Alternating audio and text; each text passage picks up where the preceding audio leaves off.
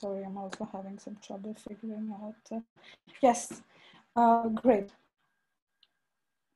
So what we're discussing here is trying to find out what's happening in Indian science, specifically the experience of women scientists in these new unprecedented social situations that we are now in. And we'll be hearing from our panelists. There are 6 of them, and they will try to help us understand how the pandemic has impacted women in science, specifically in India.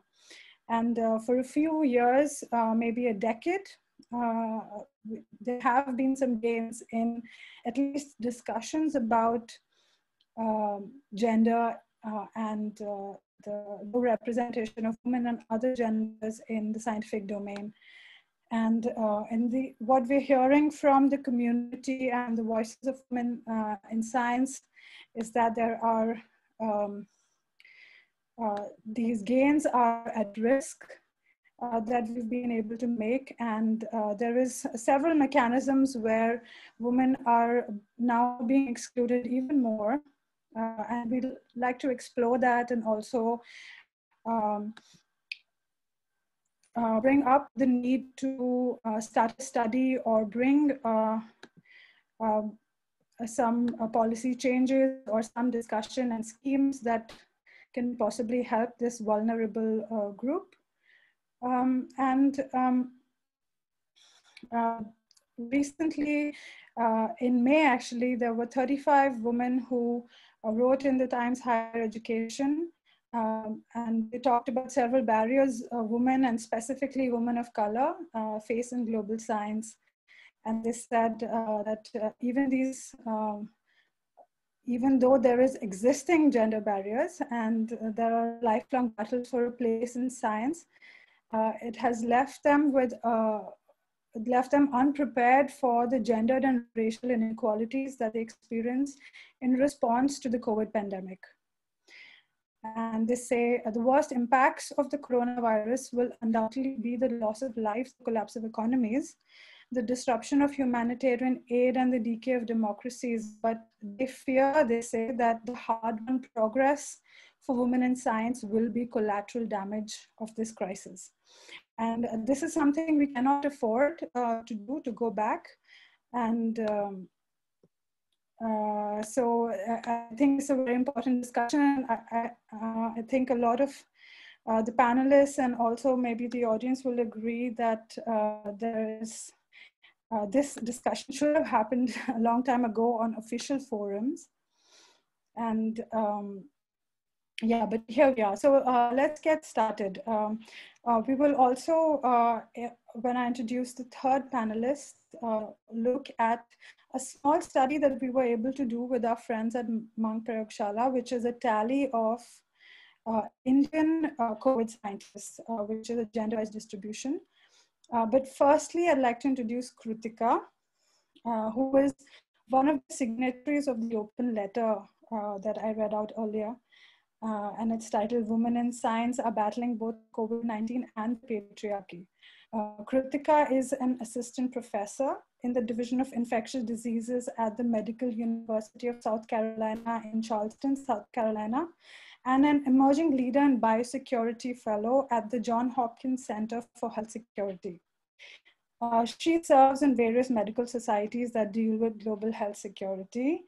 And she has worked and done research in Southern India to further understand the barriers to care in women living with HIV/AIDS.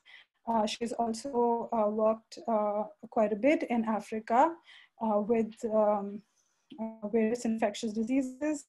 She was the medical director of a 70-bed Ebola treatment unit in Sierra Leone in the 2014 West Africa Ebola outbreak. And during the pandemic, Dr. Kritika Kupali has served as a subject matter expert for the San Francisco Department of Health and was a medical lead in setting up a field hospital for the city. She has also served as an expert witness to the US House of Representatives Financial Services Committee Task Force on Artificial Intelligence about leveraging digital technologies for exposure, non-notifications, and contact tracing that may improve the pandemic response. So welcome, Kritika, and thanks for being here. And we're looking forward to hearing from you. Firstly, I will ask you, what motivated you to co-sign this letter that was published in the Times Higher Education? Can you please tell us about it? Sure. First of all, thank you for having me today. I really appreciate being here. I think that when I think back to this letter that we wrote, a number of us who are signatories on this letter, we have been discussing quite a bit in the lead up about how the challenges women were facing during this pandemic, and in particular, how there were a lot of articles being written about how men were the ones who were leading during this pandemic, and how they were basically not recognizing the efforts of women. And we felt that that was an extremely important story to tell, because as we all know, women have not just been stepping up in leadership roles during this pandemic, but have been doing so in every way, shape, and form. Additionally, many women also undertake caregiver roles at home. So with that shift as well, it puts extra burden on women. And so we felt like it was very important to make the entire scientific community and public community know about the role women have taken on during this pandemic that maybe is not told as publicly as it should be. Mm-hmm. Right. And did you also, what was the response to this letter? Did you have any tangible comments? Sure. I think the response, as you can imagine with anything like this, was mixed. So there was a lot of positive response, especially from numerous members of the medical and scientific community, who definitely do understand the importance of highlighting the role of women during this pandemic, and really working to show that there's gender equity. It's really important that we work towards that, and not have and not lose all the time and energy that we spend in advancing the role of women, especially in science. There are going to be people who don't think that these types of issues are important, but I think first and foremost, we live in an age right now where people do really understand that promoting gender equity is important. There was a paper I was recently involved with that, we saw, if we looked at coronavirus task force leadership, women only make up 25% of task force leadership. And also in looking at the clinical trial leadership throughout the world, women only make up about a third of clinical trial leadership. So these are not things that we're making up, these are things that are true. And so I think a lot of people see that as well, and they feel that it's important to continue to promote these efforts. Okay, that's really good encouragement then.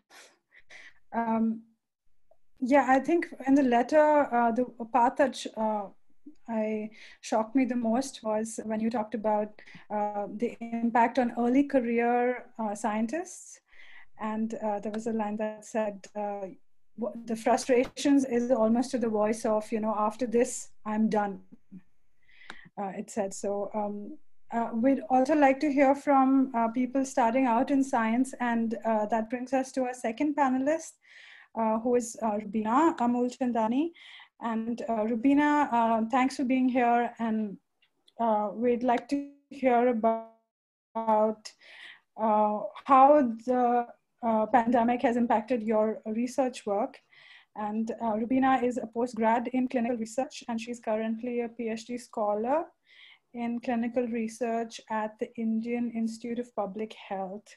And her research area combines the fields of cardiovascular epidemiology, neurology, and drug safety. She is actively involved in also teaching postgraduate students and health professionals in the ongoing academic programs. Whatever is going on right now, we'd like to hear how your students are doing, Rubina, and her interests lie in non-communicable and communicable disease epidemiology, applied statistics, systemic reviews, data science, and medical writing. And she also takes interest and strongly standing behind intersectional feminism and mental health care. And she has undergone training as a youth mental advocate at Sangat, India. So Rubina, please tell us about how the pandemic has impacted your research work and also other areas of work.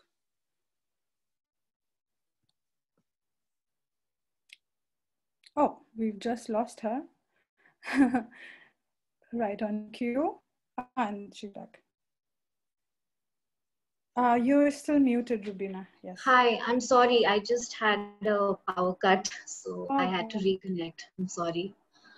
I missed the last part that you said. So yeah, I asked you to please share how the pandemic and the new conditions have impacted specifically your research work, and also please add how other aspects of your work have been impacted. Yeah, thank you. First of all, good evening to everyone. I am Rubina, and it's a pleasure to be on this panel discussing something that's affecting us all significantly. And it's very important to have conversations around gender bias when it comes to women in academia, because this is something that's not still talked about as much as it should be. But I'm glad that we are having conversations like these. So this is like a starting point for more discussions. I am a PhD student. I'm a second year PhD student. And before the pandemic, my plans were to start the data collection for my study in around April. But since we had a lockdown since March, and our world's turned upside down, my research work has been halted, and it still remains halted. I wouldn't say that I'm being disproportionately affected solely because of my gender or because I'm a woman, but yes, there are some challenges that I feel that I have been facing more because I'm a woman. One thing that I would like to highlight here is, especially for early career researchers, we do a lot of field work, and our field work involves a lot of travel. What I noticed in the last few months of the pandemic was that travel has always been somewhat a concern for us, especially like in, say for people in Delhi NCR, it's not the safest place to travel, and there are always some restrictions, there are always some concerns at the back of our head when we want to travel, and it's not always to a safe place like a hospital. A field could be any place. So we already have a set of problems that we have to face as women when we set out for our field work. Now with the pandemic and with some modes of transport getting affected, like personally, if I speak about myself, I mostly depend on the metro for my transport. So that's considered like the safest public transport for women. Again, being an early career student, I can't afford to travel in a cab day in and day out, right? So I depend on public transport, and not all forms of public transport are equally safe. So I've usually depended on the metro.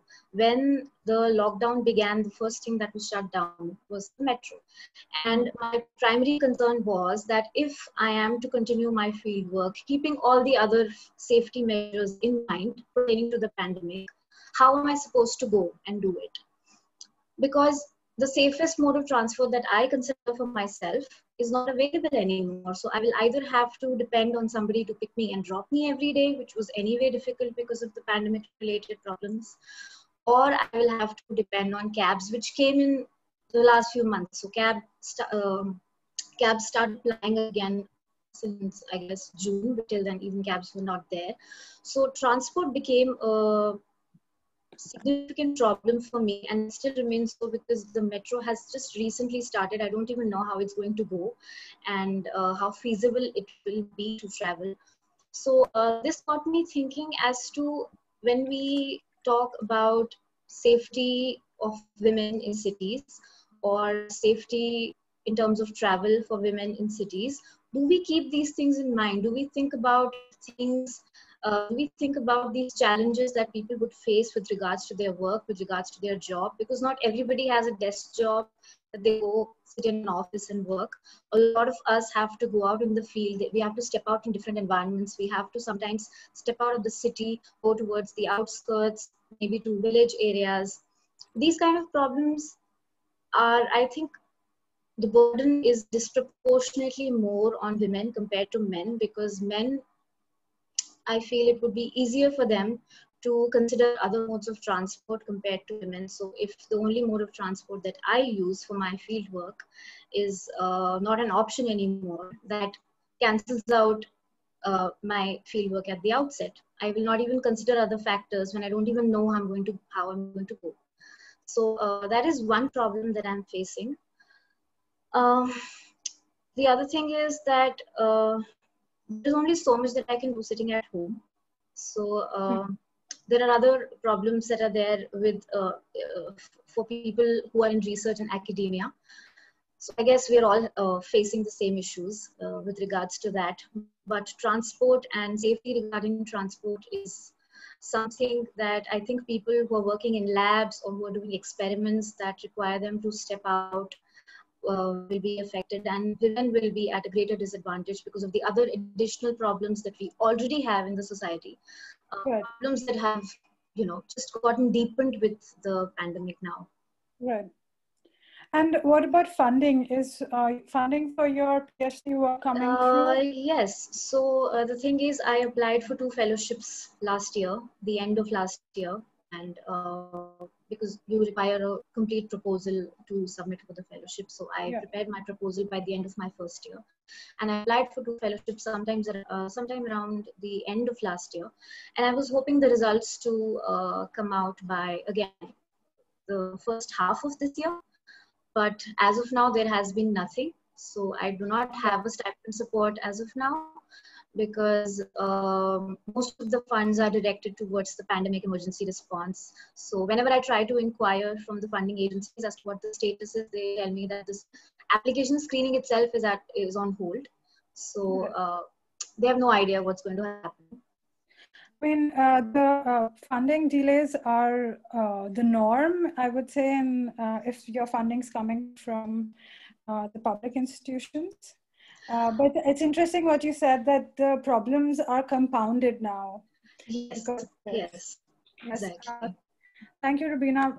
Thank you. One can argue that these are not specifically gender problems, not getting to work. But the reality is that these might seem mundane strains, but in not being able to show up for your field work. But it is the women who would perhaps not be the primary breadwinners in a household, and their careers are the first ones to suffer. And this is why I think the problem is that the COVID situation and the infrastructure is not ready to take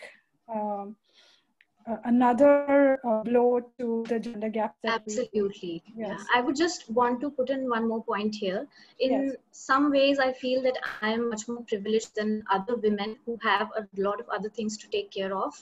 So there are a lot of women like me in my age group who have a family to take care of, who have kids, who have other responsibilities. I think they are the worst affected. So I consider myself blessed that I'm single at this point. I don't have other responsibilities to cater to. So I can still focus on whatever work that I'm able to do from home. Okay, there are some things that I'm not able to do, but whatever I can do from home, I can do at least that without having to worry about taking care of my family or taking care of elders at home or looking after my children's needs. So I think women being the primary caregivers in a household, if I may use that word, and women being at the forefront of taking care of things at home, domestic responsibilities, childcare, and everything. So they are disproportionately, definitely more affected because of the pandemic, because they're not getting enough time to focus on their work because there is so much else to take care of. But at the same time, the assessments and the performance and the deliverables are the same for everybody. So I don't think that's taken very much into consideration by organizations or employers. So everybody is assessed on the same scale. And the fact that women have a lot more on their plate right now is not considered as much as it should be, I feel. Yes, right. So there are these strains, and but we only have these as, we know about these as anecdotal hearsay. We're hearing the voices, but you know, while preparing this for this webinar, I looked at a few studies that have happened in Europe and US, which are just number tallies of how many authors of COVID-related papers are men versus women. And we haven't heard of any such study happening in India. So I asked my friends at Mang Prayogshala who, if they would do a quick number tally, and thankfully they agreed in the last minute. So I'd like to now go to them and try to find out what they found. And Hansika is a research author at the Department of Psychology at Mang Prayogshala, and she holds a PhD from IIT Bombay in the area of negative creativity, which is also known as how people get good ideas to do bad things. And her research interests lie in cognitive science, social psychology, and behavioral economics. And I will also introduce Aarti because their segment is kind of together. They worked on this tally with each other. And Aarti is a research assistant at the Department of Psychology at Mang Prayogshala, and her research interests lie in social, moral, and political psychology. Hansika and Aarti, thanks for being here, and thank you so much for really doing this work. And could you tell us about the questions that you went after and what did you find? Absolutely. Thanks, Ashima. I'm going to take a second and just share my screen here. So you reached out, and first of all, thank you so much to the Life of Science India Alliance, the Wire, for putting this together, and the Life of Science especially for pushing the envelope every single time when we have conversations surrounding gender and science and women in India. So I'm really grateful to be here for that. Ashma reached out to me in the middle of August with this request about how can we know whether there's any data to support or refute the finding that women or rather Indian women scientists working on COVID-related manuscripts and COVID-related work are being underrepresented, or what's the proportion between men and women in Indian output, COVID-related output. So what we did is a pretty simple exercise. So we scraped data from, we scraped data from a bunch of preprint repositories. So preprint repositories are basically places where you put up your work in progress. So they don't necessarily have published articles at all points in time, but if it's a work in progress, or if it's a preprint, or if the researchers or the authors believe that that work is good enough to be read by their peers, they put it up in repositories. And we looked at 3 of those. We looked at SciArchive, which is basically a repository for psychology-related papers, preprints.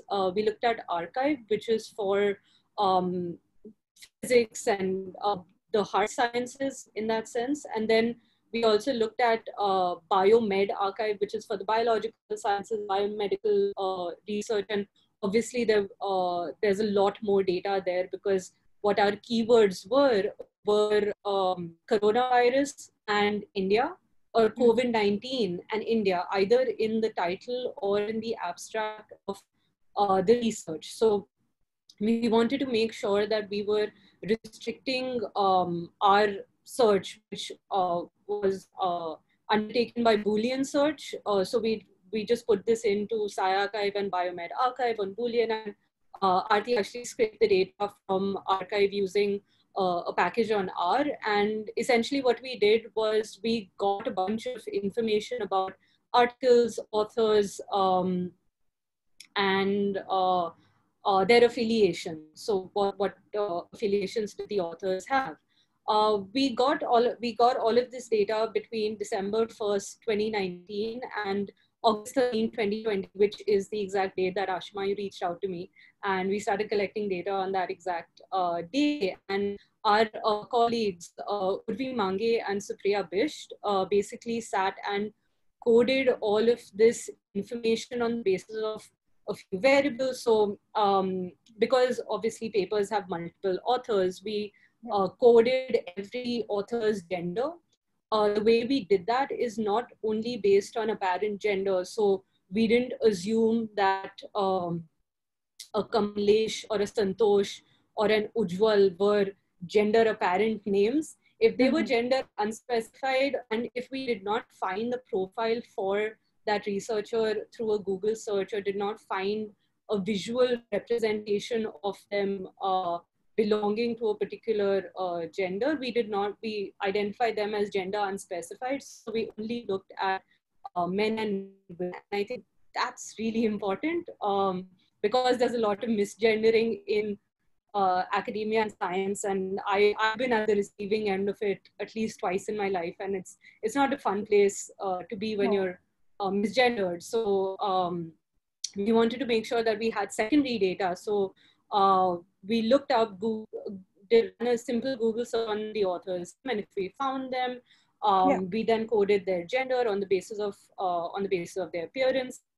What we did is, because we can't necessarily know whether someone who's working on COVID-19 and India as a research topic is necessarily Indian or is necessarily affiliated with an Indian institute, we also coded the affiliations of the authors. So it could be like Kritika, for instance, you are, I suppose, an Indian national, but you're affiliated with a US university. So what we wanted to do is make sure that we have a representation of all individuals who have worked on COVID-19 India-related science, but also added in their affiliation. So we did analyses based on that as well. And I'm going to hand over to Aarti to run us through the results. I can keep sharing my screen, so you can let me know when to move on to the next slide. This is good. Ashima, thanks for having us.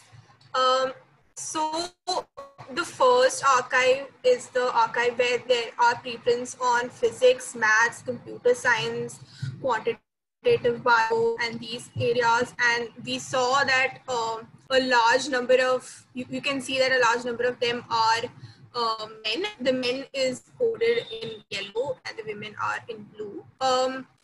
Yeah, in the next slide, we have data from biology and medical sciences. So we had a total of 5,645 authors. And again, men were overrepresented here. About 70% of the authors were men. And in psychology, that's the next slide. Yeah, we had a total of only 26 authors, and there was a slight overrepresentation of women here, and we can discuss this later if we have time. And the next thing that we did was code for institutions. In archive, a large number of institutions were Indian. In bio and medicine, a large number of them were from international institutions, and in psychology, similarly, a large number of them are international institutions. Then what we did was basically create like a base rates where we counted the number of women and divided them by men, the number of men, and you can see that psychology has the greatest number of women, but you can also see how badly underrepresented women are in hard sciences, where we had data from archive. And the next thing that we did was basically also look at the average number of authors per publication, which is basically the total number of authors, and we divided with total number of publications. And again, you can see how misrepresented women are in archive. That's basically what we did. Right. And I mean, according to the official numbers, biology, epidemiology, and also medicine, these are not spaces that we find very less number of women compared to men. It's almost the same. And so here we can, if you go to the last slide, I think that's the most illustrative.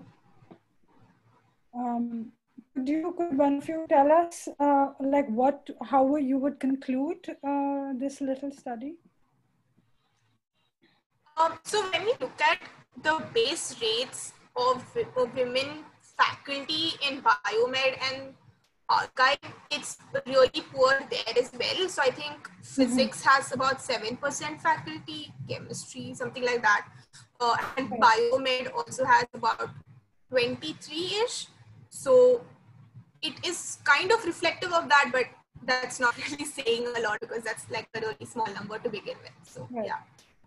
So, I think I just want to, sorry, Ashima, I think I just wanted to add that another place where this study can go is we didn't really code for how many women were first authors and how many men were first authors. And I think that that's a very important addition and extension to this work, because first authors are supposed to bear the load of publication, and even though this wasn't published work in that sense, they are preprints, but I think it would be a telling number in that case when women versus men were first author or not. And I just wanted to point out that yes, psychology looks like a great representation for women, but there were just 14 women and 12 men, so it's a bit lopsided. Yeah, and we can discuss psychology in general, what is the pattern in other countries as well if we have time. But basically, the idea is that a lot of leadership positions and senior faculty are men. So. Okay. All right. Thanks for this. So what we can see is that not many women are at least publishing in the last few months as compared to men. And this might be a result of the strains that we discussed with Rubina and Krutika. And from here, I'd like to introduce Gagandeep, who is also here with us today. And Gagandeep is the first woman from India to be elected a Fellow of the Royal Society. She's also the first Indian woman to be elected to Fellowship of the American Academy of Microbiology. And she is the only physician scientist to receive the Infosys Award in the Life Sciences category. Gagandeep Kang received her training in medicine and microbiology at the Christian Medical College in Vellore, and where she is now professor. And she works on enteric infections in children, particularly on transmission and immune responses in order to design effective interventions. Current studies include active hospital and community-based surveillance and clinical trials of new and existing vaccines. And I know that she has worked a little bit on the COVID efforts also. And welcome, Gagandeep, and thanks for being here. And please share with us your view of how you see how your work has been impacted, and if this experience has been gendered, and how do you see your students or people that you work with, specifically those early career women who might have other responsibilities other than just their research. How do you see the current situation? Thanks for having me here, Ashima. Maybe I'll start with telling you about a phone call that I got in May from Sindhu, who is an assistant professor of community health who works with me. So we're doing a study on typhoid vaccine, in fact. And what we are doing in this study is immunizing children at about 9 months of age with the typhoid vaccine in order to study their immune response. We are interested in the microbiome, and we are interested in nutrition, and we want to see how these affect the child's response to typhoid vaccine. Mm-hmm. That means when we include a child in the study, we actually include them pretty much as soon as they are born, even though the intervention, which is the vaccination, is going to happen 10 months from then. Because you have to get a feeding history, you need to know how long kids are breastfed, you need to know when they are weaned, you need to collect samples from them, and then finally you come to the point where you give them the vaccine, and then you follow them up after the vaccine has been given. So there we are doing this study in our community, and things are going pretty well. And then the lockdown happens. Mm-hmm. So now you have invested 2 years in doing the study and building the cohort and following up the kids. And now suddenly you can't move out. Now, there are some advantages in the study team being associated with the hospital, because even police personnel generally respect people who come with a vehicle that says it belongs to a hospital. But sometimes when kids move around, or if they're not in an area that is close to where we are working, you can wind up with issues. So this phone call from Sindhu was, "Ma'am, they are beating up our field workers," literally. Because the field workers were trying to bring a child in for a blood draw so that this critical sample for this child would not be missed. And the police were not happy with the idea of people going into a containment zone and trying to bring a child out of that. So this is not gender specific, but if I look at my field teams have people of all kinds of backgrounds, all kinds of genders, and I can see what's happening to them. Within our field team, we've had people having to deal with domestic violence. We've had people having to deal with the fact that they couldn't get out of containment zones to get their salaries. At a time, we decided we were going to keep everybody on, obviously. But if you're paid in cash, then it becomes very difficult to access that if you are in a certain location.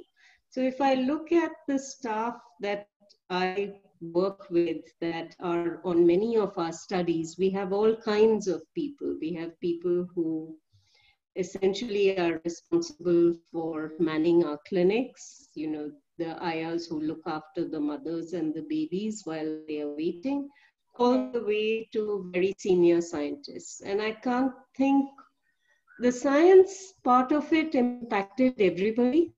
The social part of it obviously impacted the women way more than it did the men. And the problem is that the hit that you take today is going to have consequences for a really long time to come. So whether it is the fact that, your studies are delayed, whether it is the fact that you didn't get your fellowship information in time, like is happening to Rubina. This delay is affecting everybody. And what's really scary to me is that in our country, research funding is already being cut. So if you are a scientist and a researcher, and you know that there is going to be a 30% cut in what has already been approved, how do you manage? What you are dealing with is a new situation where you have more questions, not less, and yet resources are being cut. So how do you decide what to prioritize? And should you, if you're not working in this space, make a shift, because this is where the funding is at. This is where prominence is being given, as Kansika and Aarti showed us. Everybody's trying to publish on COVID. So should we be thinking about shifting to that? Because that's going to give you at least continued prominence. Because if you don't, you might wind up in a situation where the work that you're doing is discounted, at least for the moment. So I'll stop there and be happy to discuss further. Yes. Thank you. So I think where we are right now is recognizing that there are common problems that are not necessarily gendered, but what we're talking about is can we risk widening the gender gap where we've already made very slight gains in at least talking about it from where I'm seeing, and are we able to afford that? What the aim for gender sensitive science policy or science development would be that you're avoiding at all costs these dropouts that we see from science, that we see in science, which is a high proportion of these are women. And with these like new social constraints, what can we do? To like elaborate a little bit further, let me invite Deepika.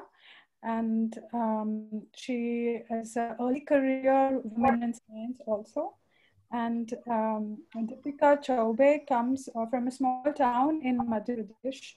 And she did her BSc in Barkatullah University in Bhopal and MSc in Bangalore. And she's passionate about science and wanted to study structural biology and structure-based drug discovery, and enrolled into a PhD programs. In brackets in her bio that she sent to us, she writes, until recently. And she has previously worked in premier research institutes like Math Science and UNESCO Regional Center for Biotechnology in capacity of a PhD student and research assistant. In July this year, on grounds that she will not be able to join the lab, she was terminated from her position of JRF at a private university in Delhi, NCR. Deepika, please tell us what happened, and I would like to say sorry that this is happening to you. And can you please tell us how you feel now and what are your plans? Hi, everybody. So yeah, this is something that unfortunately happened to me recently, but I'm sort of, after like 3 years after my post-graduation, since 2016, I've been rejected so many times. Now I'm sort of, on a personal level, I don't feel it that much, meaning the brunt of it. Otherwise, it's pretty shocking that in the middle of a pandemic, when you're thinking like, okay, if at all, if you contract COVID to get tested, maybe 4, 5, 6 times, you need a huge amount, which on my salary or my stipend, I cannot afford. Okay, in middle of that, my guide tells me that Deepika, in June, nationwide lockdown has ended, and you have not made any special effort, meaning any significant efforts on your side.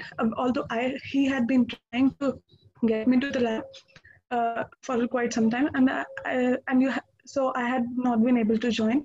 So if you are not able to join, I'll have to deregister you from the position, which is also very different from the thing that he told me earlier, that the sanctioned fund for my project from DST Nano Mission is not, it has been, meaning it's been approved for so many years, because it was approved very quickly, but he had not received the funds in March. That was one thing, and he suggested that I do not pay you till October, and since no lab work is being done, so it's also okay if he does not pay me. That's one thing. And later on, they go full all blown. It just hits the roof that they're just. I learned it the day I tried to log into my official mail ID that I have been re-registered from it. So it was very shocking, and it was just unfair on their part. Okay, and so that's basically what happened. Meaning, I should tell you here that he is actually a um, very good as a scientist. He's also an early researcher.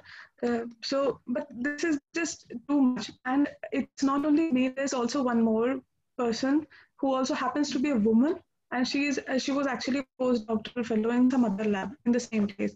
She was also deregistered from her project like overnight. Like they told us from Monday you don't have to work.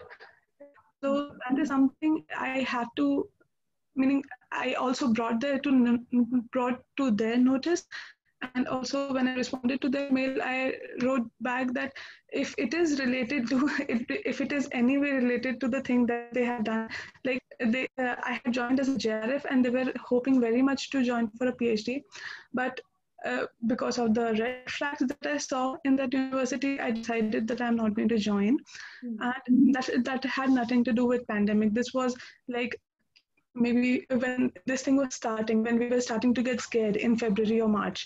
That's when I saw like two other, meaning one woman, one of the students who was an SRF in another laboratory, she was terminated from her position, and I thought I could be the one on the receiving end, and voila. So this is what, meaning there are so many things that we see in a place, like as a person who has been trying to get into PhD just to pursue science. It's actually very disappointing and discouraging. Yeah. Okay, so and there are many of my friends who are there in sticking to labs despite the problems they're facing, or despite anything at all. There are people who are staying miles away from the family in this moment of panic. The parents, mean whose parents are who are contracting COVID, and they still have to come to lab and function properly, only to complete certain things which are supposed to be completed. Or so that is very. I mean, that sort of that comes with a lot of anxiety. Yeah. Okay, and also I would second Rubina on this thing, that travel, like she suggested, for the field work and all, is actually a very big concern for all of us. So people who are coming from small town, our parents are scared.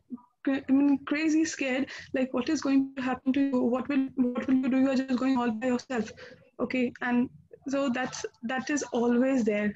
And also, when DMRC was proposing to Delhi Metro Rail Corporation, when they were proposing to for pre-travel for women, Atishi Marlena from their government, she suggested that it's always there for women to that they have a problem with travel. Like if we have to increase, meaning if we have to attain gender equality in a workplace, you have to make travel more convenient for women. So that has always been there, and because of pandemic, everything, also because of a lot of misinformation on social media groups, especially WhatsApp, the entire family is like, even my aunts and mausis and everybody was like, okay, you don't have to travel, let it be, okay, you can earn money later. That's the thing. And apart from all that, meaning when that was going on, they decided to let me go. So so yeah, that's really it sucks. So Yeah. Well, I'm really sorry, but Like on a lighter note, can you tell us that in some way you will still be part of the scientific community? I heard something about you working with students, is that right?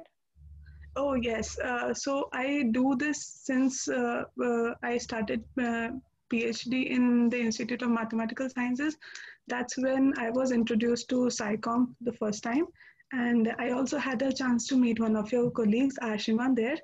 And that's in oh, no, Nandita, sorry. Sorry. Yeah, she had come to the campus and there was a very lively discussion. And that's when I decided that yes, I will be a part of this. However, uh, for me, it was much more satisfying to work with the school students, you know, to catch them while they're young. And because I've been moving a lot, so I've been doing it on my own. So I try to approach them myself and start scientific discourse or just have a scientific temper, like just question everything kind of attitude in them. Another thing is that I am very much uh, I like to paint, so I'm trying to find you know idea that is that I can pursue for a long time and get into sci art. And also the industry jobs are always there in pharmaceutical for me. Yes. So you're going to stay in science. That's great. Yes, I'm going to continue, but I'm not going to do PhD. I'm very sure of that now. Yes. Now I would like to really go a little bit further and ask a few questions to Kritika and Gagandeep and try to get understanding of these mechanisms of exclusion of women that now, as we've discussed, can go from like not gender specific problems, I imagine, to the a task force committee.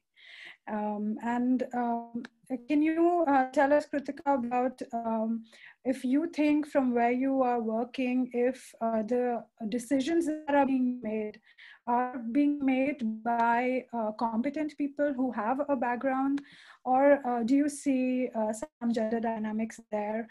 And how's the view from the top? Sure, thanks for that question. So I think it depends on where you are. I think in some places, absolutely, there are people who are making decisions who have the appropriate expertise and experience. However, as we've seen with just our national response, we have making decisions who are not the most well-informed. So I think it depends on where you are with that. Sorry, can you repeat the other part of your question? Yes. Do you think, what are your experiences? Have you had yourself some gendered experiences based on the work that you're doing with COVID? Sure. Yes, definitely. I have had experiences particularly related to COVID. So I think one thing that I've experienced a lot of is I've dealt with a lot of online harassment, particularly on social media. So when the outbreak first was declared at the end of December, beginning of January, I was not terribly active on social media. I didn't have a huge social media following. As the outbreaks continue to progress, that's increased. And I definitely have had to deal with a lot of harassment and negative problems on social media. I also think that, again, there are situations where I do see men who have been promoted who maybe don't have as well experience as maybe have just good, if not better experience. And I'm not just talking about myself, I'm talking about other women. I luckily have been fortunate in certain areas to get some really wonderful opportunities. And I try as hard as I can to also bring along other women that I work with. So if I get asked to do an interview or if I get asked to for other references, I always try to refer other women in science, and particularly women of color, for the reporters or whoever else to speak with. Yeah. And I think that's really important in these types of situations, is to have women who support women. Yeah. Yes, and Gagandeep, same question for you. I'll repeat it. Do you think that women are making decisions that are related to handling the COVID pandemic at a national level? And do you see any unqualified researchers receiving the newly available COVID funding that should go to the people who are already working in this? And another part of this question is, do you see that women are doing a lot of the support work and not really taking the decisions, but enabling decision makers? Do you have that experience, or would you like to comment? So this isn't exclusive to COVID, come on. No. There are always, women are going to be sidelined. That's what we've kind of gotten used to. And I think to some extent, you have to push yourself forward. It may not be something that you're necessarily comfortable with. We tend to doubt ourselves much more. We tend not to put ourselves forward, but that's not going to work. Someone is not standing there to pull you out and make you do things. If that happens, you're really lucky. So the way I do it, I, never form a committee that does not have women on it. I think we don't measure the things that really matter. And until you start measuring how much of a role gender is playing at every level, that is going to continue to happen. You should not have committees with women not on them. You should look at leadership of committees, chairs of committees, see who's there. Leadership of departments, chairs of departments, there has to be. I don't like quota systems, but I don't see the needle being moved without a quota system here.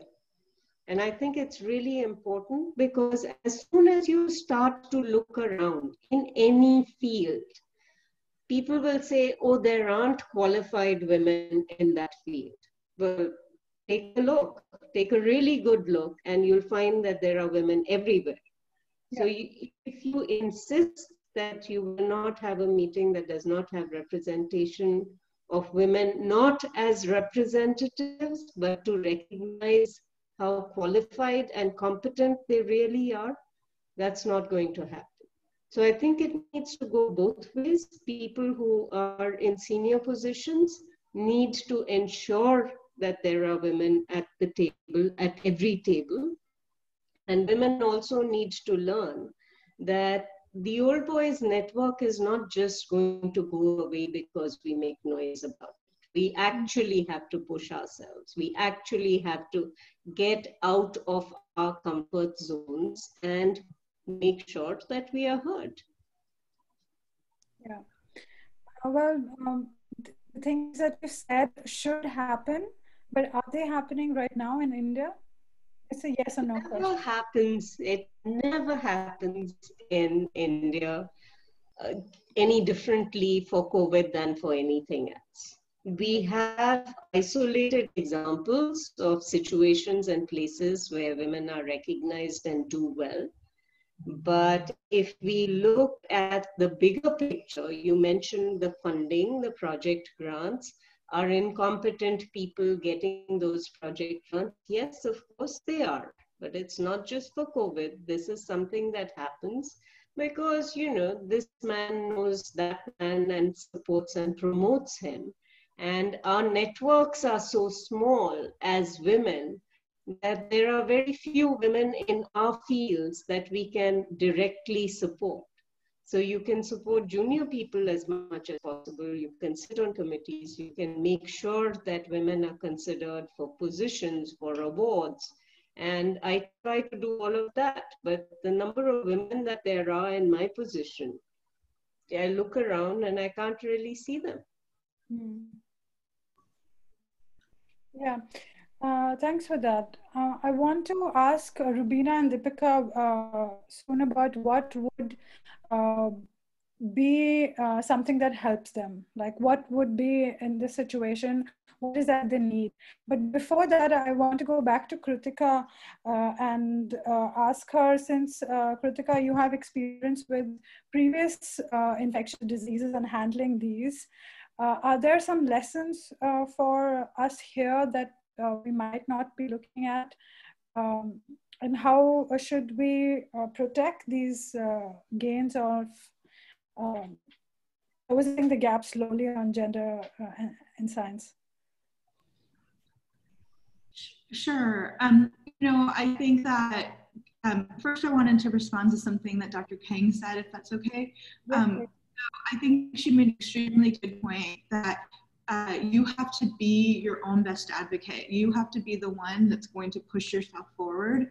I have also found that, at least for myself throughout my career, there's not going to be anybody else that's going to sit there and help push you forward. There might be people you can talk to, but at the end of the day, you have to be your own best advocate. And I think particularly for women, we have to be 10 times more aggressive, 10 times more willing to put ourselves forward. And we are socialized not to necessarily do those things. So it might feel uncomfortable, but it's something that you have to start getting used to doing. And I think the younger you are when you start doing that, the better.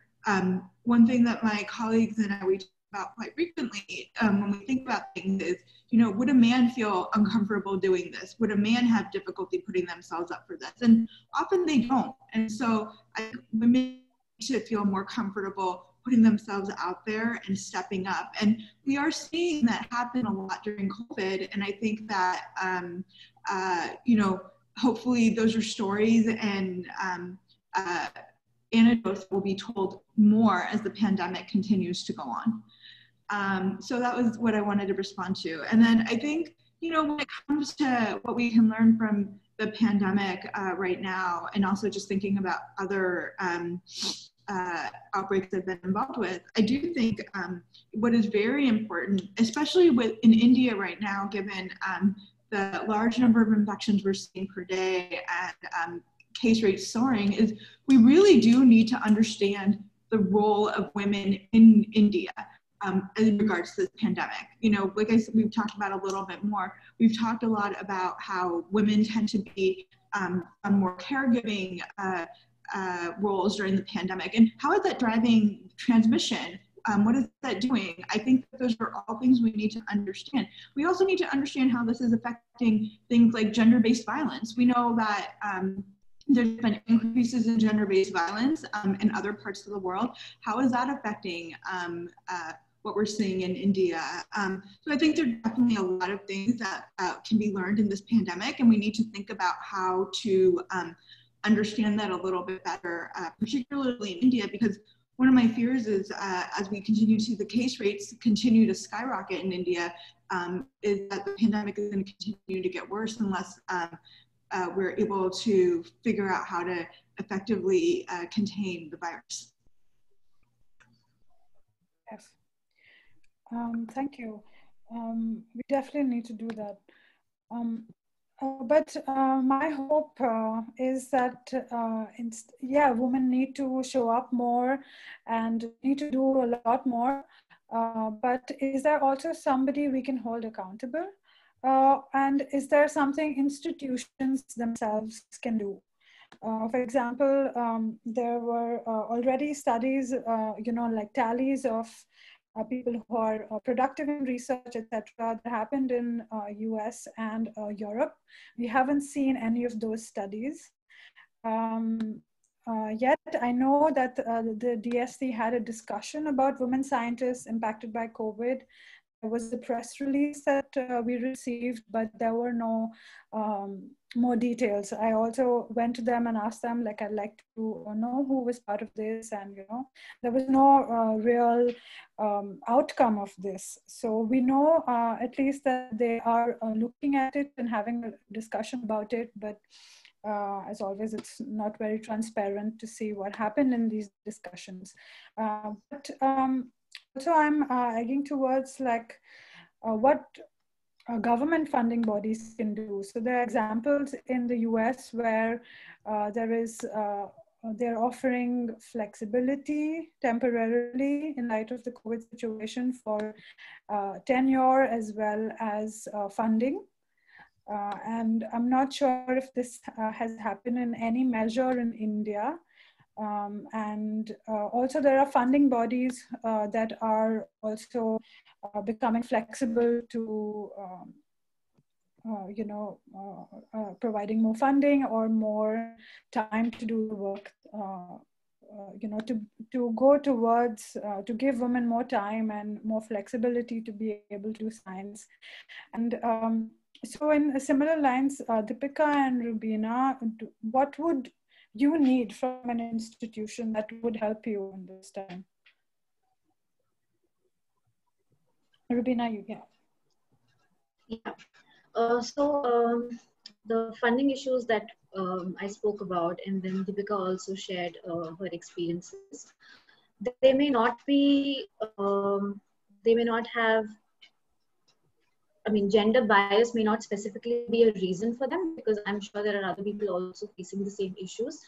But what we need to really look at is the fact that women already have, I mean, it's more challenging for them to prove their self-worth. We are always, standards are set higher for us. We have to keep asking for what we rightfully deserve. So our path is already tougher than men. The first is we need to acknowledge that it's tougher for us compared to men to reach the same position.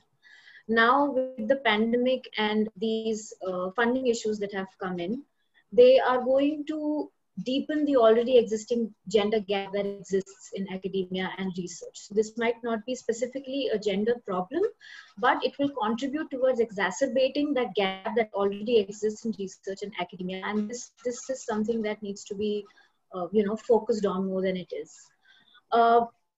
Institutions, I think I'm very lucky to have a very supportive group of guides and co-guides and a doctoral committee that is very encouraging. And I've never felt any of these things while working with my seniors. But I've come across experiences of a lot of women who are put down only because they are women. They are not heard because their opinions are not considered that valuable. They are not given those positions which should be rightfully theirs because they deserve them, because they have the potential, the capability.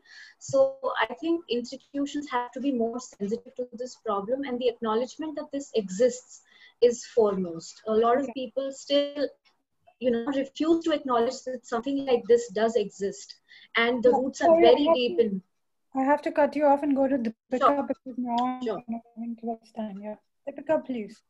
Yeah, so I don't know what funding agencies can do, but what I have seen, like, which was shocking to me, was that university on an unofficial basis, like if when we were trying to come back to university, we called them up and we're like, so what happens if we contract COVID or anything at all?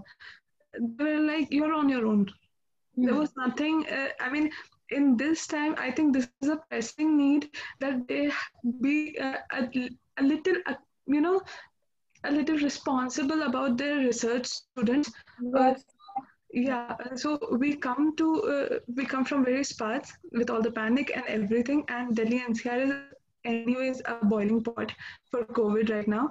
So when we come here, so the university has the resources or some arrangement to provide the government maybe 1,000 rooms to make a quarantine center, but not enough, meaning they cannot do the same thing, maybe 500 for the government and 500 for the students. You come here, quarantine yourself for 15 days, not even that. They will like, you move out of the campus and that's it. Okay. That was really shocking when institutes asked the students to leave while the lockdown was going on. So I have one last from my side questions for our psychologists, psychology experts, and then we will move to the audience question that we're already are being put out there for me to read out. So Hansika and Aarti, I'd like to ask you about media perception of how the pandemic is being reported. I know that previously you have looked at, the reading of gender in several movies and films. And do you have any comments about how are we platforming women who are working in COVID? Or do you see absence of that? And do you think in social psychology, are we ready to acknowledge that women are also scientists and women are also people who are working at this grave problem that we have? So if Aarti doesn't mind, I'll go first. I think, Ashma, the popular media portrayal is something that aligns very closely with Bollywood, where the nurse is a woman but the doctor is a man. And that isn't necessarily true at all.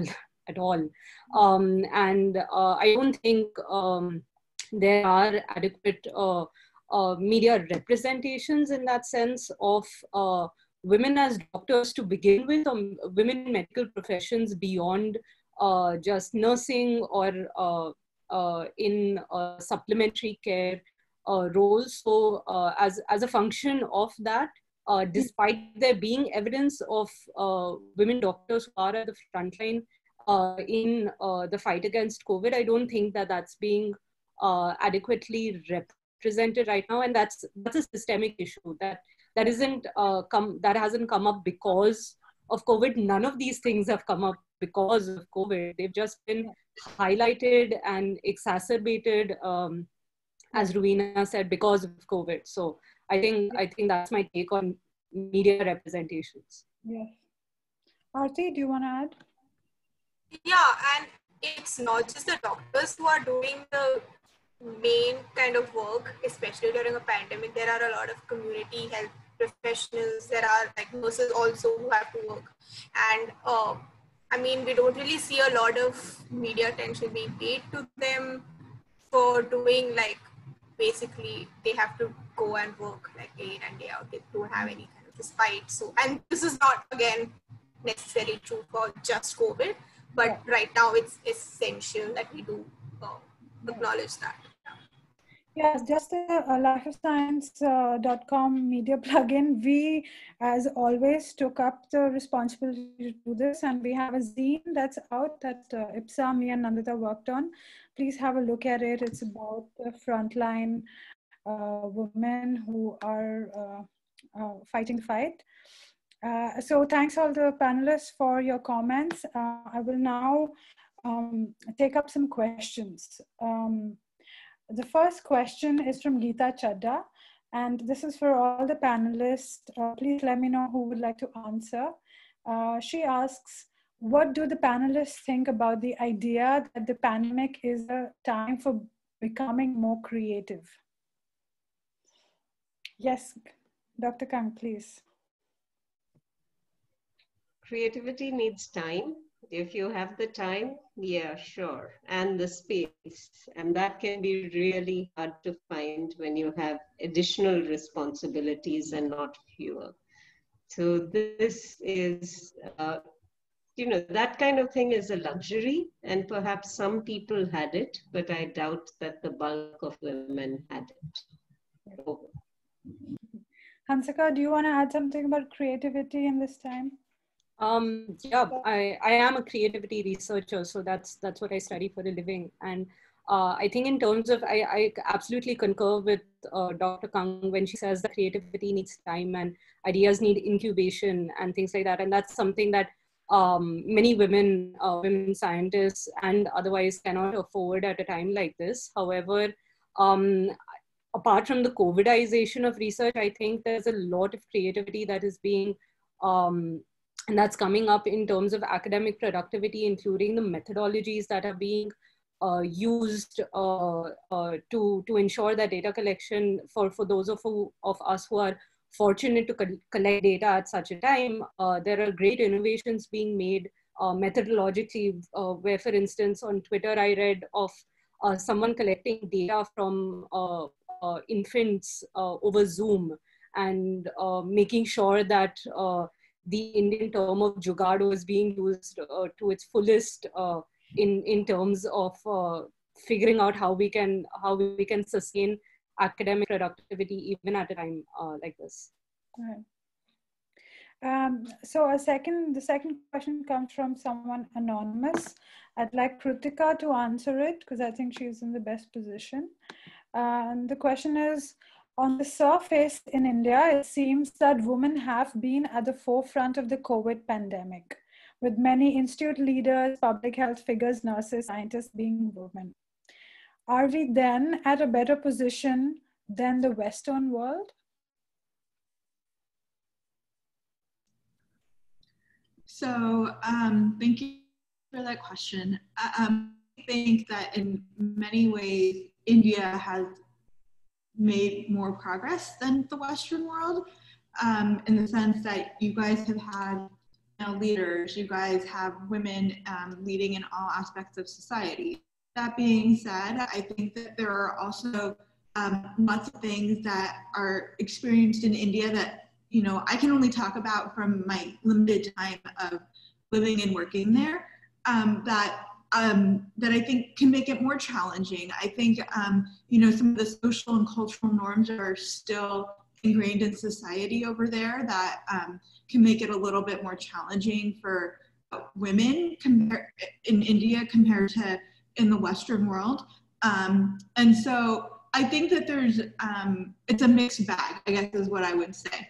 And I think that there are a lot of things, at least in my opinion, in India, where it depends a little bit more on your circumstances compared to in the United States. And I'm speaking, Western world.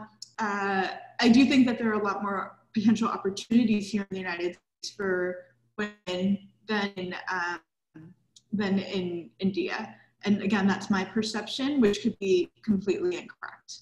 Yeah. I'd like to add something to this one. Hello, anonymous attendee. I think you should focus on the first phrase of your question, which is on the surface. So if you are seeing on the surface, that might not be the ground reality, one thing. And second thing is, depending on the platforms that you see, you will see different pictures. For example, if you are a part of this webinar, you'll be like, oh, they're like it's not a panelist, it's a half female panelist all over here. So yeah, there's a good representation. However, if you see the news debates, which are they don't even have an epidemiologist, let alone epidemiologist, there's sometimes not even a doctor on a COVID discussion. Okay, and forget about men and women, they don't even get their facts right. Okay, so that is something that depending on what option you choose to see, there will be you will frame a perception that way. So please focus on this thing, the one that you are actually focusing, that on the surface it seems so. Okay, so that's I have to add. Can I just jump into as a follow-up? I do think that Deepika makes a very good point. And that's why it's very important to look at where you're getting your news, where you're getting your information. And I think that especially in this pandemic, we have seen people being brought to the forefront who maybe are talking, who don't have the expertise, who are, we have panels here too as well, where you have everybody on the panel, but someone who maybe doesn't have expertise in epidemiology or infectious diseases, and so then there's misinformation. And so I think you have to look at where you are getting your information, and also you have to look at the platform, right? There's going to be some organizations, institutions that are going to be more committed to advancing the role of women compared to others. For example, I'm very fortunate to be in a division where my division chief is a woman, and she's very good at looking out for her numerous young female faculty. And so that makes a huge difference because you do need people in those higher up positions who have made it there to also help open some of those doors. Yes, you absolutely have to push yourself forward, but it does help when you have people who can also think in terms of gender equity and the importance of that. And that doesn't always happen in every institution, in every field, and in every organization. Here's another question from Gitanjali. And she asks, how would we, I'm assuming that means women, deal with being questioned about our competence at each step of the way? How do we deal with this as a society? Gagandeep, any words of wisdom? Grow a thicker skin. Okay. It's not simple. You know, it hurts. It makes you angry that when you are obviously competent, it is questioned for you so much more than it is questioned for anybody else. You know, you have to prove yourself again and again and again, and it gets tiring after a while. But there are no easy solutions to this, and competence will continue to be questioned. It will take a long time, and you know, sometimes when you find good mentors, good people who recognize the quality that you bring to the table, hang on to those, because they are the ones who will support you, will promote you. And it's really important to make sure that if somebody recognizes your quality, you align yourself, ally yourself with them. That's important. That's how networks get built. And at least you'll have some positive reinforcement when all the naysayers are out there. Can I jump in? Yes, please, Kritika. So I think the other thing that's very important is I think everybody, particularly women and women of color, definitely get their confidence questioned more often than men.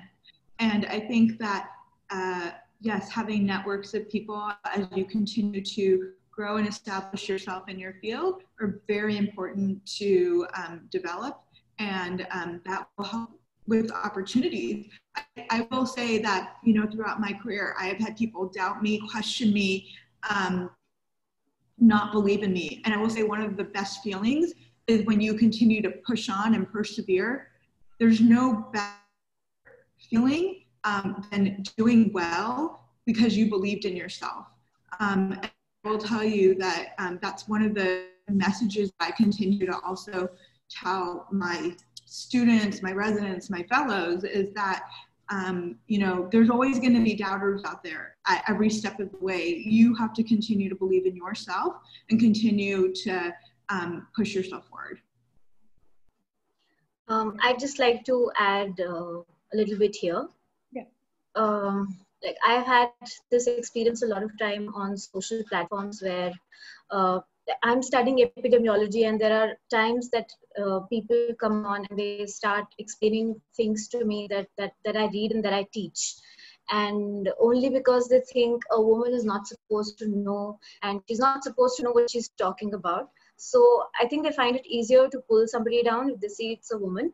And women, I think, especially women from our country, the way we've been brought up and the social conditioning that surrounds us, we have that tendency to second guess ourselves sometimes. So we actually start doubting ourselves in a lot of situations. Maybe that's not true for all, but that's definitely something that I see in me and a lot of other people and other women around. So what I have learned in the last few years, especially connecting with people online, is just to hold my ground and be confident about myself and be confident about what I know and what I understand. It's not arrogance, it's just stating things as they are, and just like Dr. Kang said and the others have put in, it's very important to keep pushing through and hold your ground and ultimately let your work do the talking. So it is not going to change anytime soon. People are still going to question us and people are still going to doubt our competencies. But we have to continuously try to get our voices heard and continue to speak and be vocal about things that matter to us, about things we know about. And someday we can hope that this will get better. But the key is to just, keep at it and not get bogged down by these things. Yeah. Thanks, Rubina. I really appreciate your background in mental health for this. And I have two more questions and then I'd like to conclude. The next question is coming from Nimita Pandey, and they're asking, will a long forced break cause a generation of young women scientists to drop out from science? And she says, I have been talking to PhD students in institutes and it's saddening. Seems that the leaky pipeline is likely to leak even more. Comments from the panel?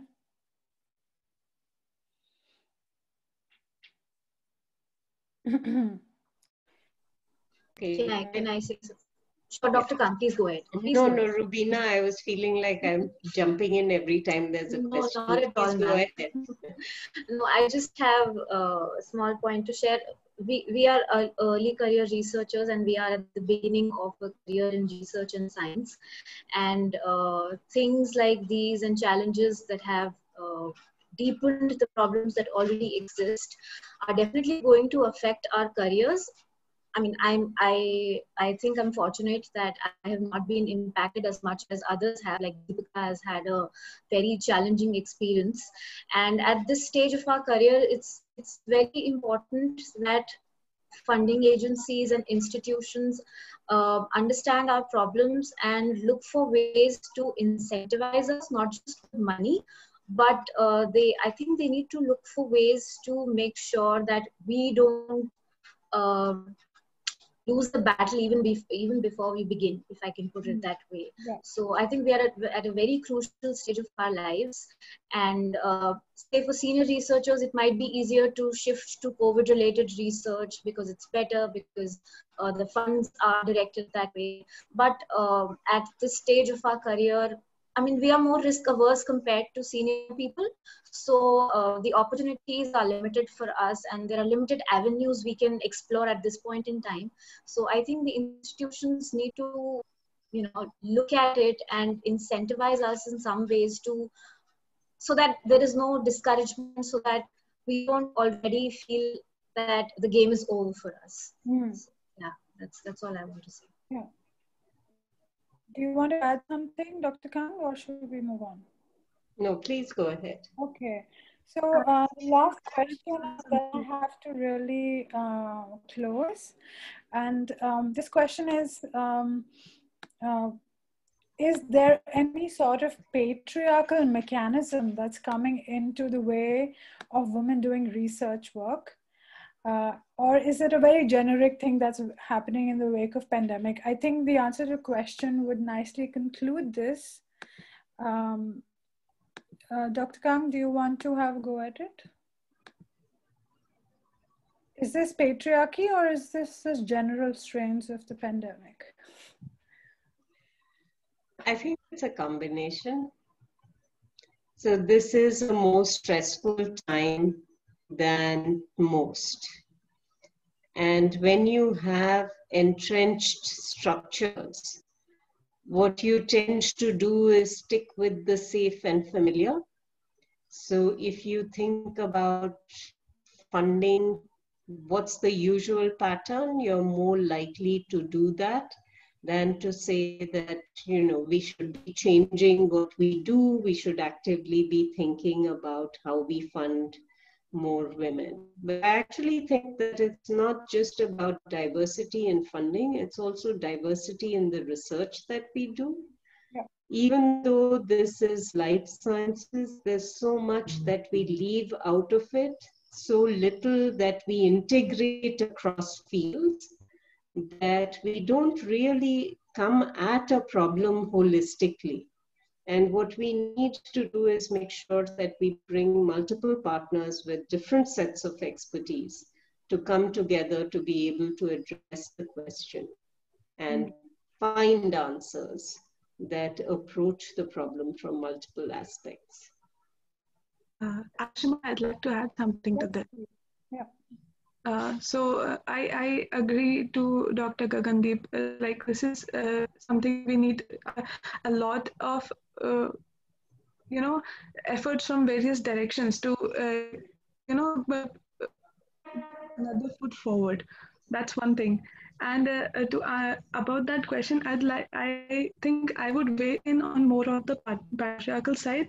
In the Q&A, somebody called Kohinoor Darda also has something which I think is along the same lines. I think there's a great imbalance also in the house for women working in the house, something like that. Yes, I think that whatever translates to workplace also comes from where your colleagues have had their upbringing from, and where you are coming from, all of those things. So yeah, the same thing, like I think Rubina said, that we tend to apologize, and we actually apologize more often, and we are like, okay, there's always a second thought that maybe I'm wrong, let me see what this thing meaning, something else. You are always doubting yourself. So yes, that is a translation of patriarchy on certain level, but that's why you have to push it harder. Okay, work 10 times harder, like Dr. Kritika said, to just remove this thing from the picture, meaning, or diminish it from the picture. Yes, thanks. That's nicely concludes it. Thanks to all the panelists, and thanks to DBT Wellcome India Alliance, STEMpeers community, the WIRE, who are the partners of the Life of Science, and we're continuing season 5 for another 2 months. Please have a look at all the content that we're putting out. There will be a report on this webinar, and we will answer all the unanswered questions and try to see if the panelists will take up further questions. We will try our best. So thanks everyone, and hope it was meaningful for everybody. Thank you. Thank you So much. Bye. Thank you so much. Bye-bye.